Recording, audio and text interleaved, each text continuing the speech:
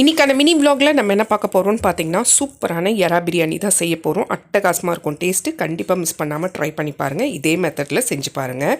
So இன்றைக்கி நான் செய்ய போகிறது டபராவில் தான் செய்ய போகிறேன். ஸோ டபராவில் வந்துட்டு 5 ஸ்பூன் எண்ணெய் ஊற்றிட்டு ஒரு 2 துண்டு பட்டை, ஒரு 4 ஏலக்காய், ஒரு 5 கிராம்பு சேர்த்துக்கோங்க. இது நல்லா பொரிஞ்சு வந்த உடனே ஒரு 4 வெங்காயம் நீட்டி வாக்கில் வச்சுருக்கேன். அதை நல்லா சேர்த்து கோல்டன் ப்ரௌன் ஆகிற வரைக்கும் ஃப்ரை பண்ணிக்கலாம். அதுக்கு அடுத்தது வெறும் மிளகாத்தூள் வந்து ஒரு 1.5 டீஸ்பூன் சேர்த்துருக்கேன். கூட வந்து ஒரு 5 பச்சை மிளகாவும் சேர்த்துருக்கேன்.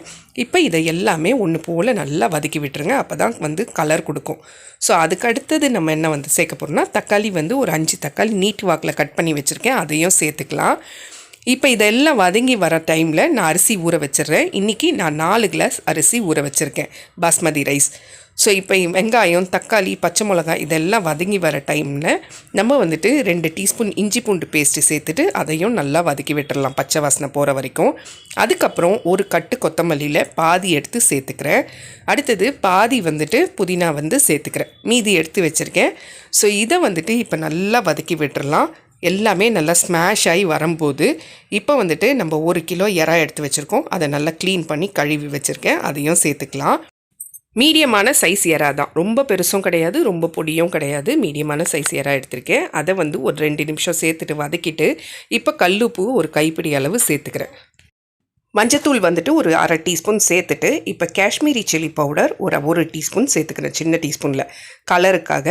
ஸோ இப்போ இது எல்லாமே ஒரு 2 நிமிஷத்துக்கு நல்லா வதக்கி விட்டுட்டு 1 கப்பு தயிர் சேர்த்துக்கோங்க.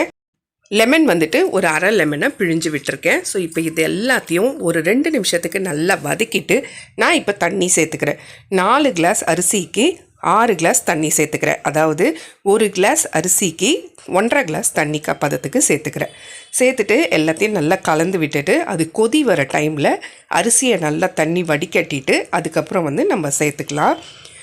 அரிசி சேர்த்துட்டு ஒரு 2 கலர் மட்டும் லைட்டாக கலரி விடுங்க. அதுக்கு மேலே கலர்னிங்கன்னா அரிசி வந்து உடஞ்சிரும். நல்லா லைட்டாக கலரி விட்டுட்டு நம்ம ஏற்கனவே பேலன்ஸ் வந்து கொத்தமல்லியும் புதினாவும் எடுத்து வச்சுருந்தோம்ல, அதை மேலே தூவி விட்டுட்டு தட்டு போட்டு மூடி ஒரு 12 நிமிஷம் தம் போட்டு விட்டுருங்க.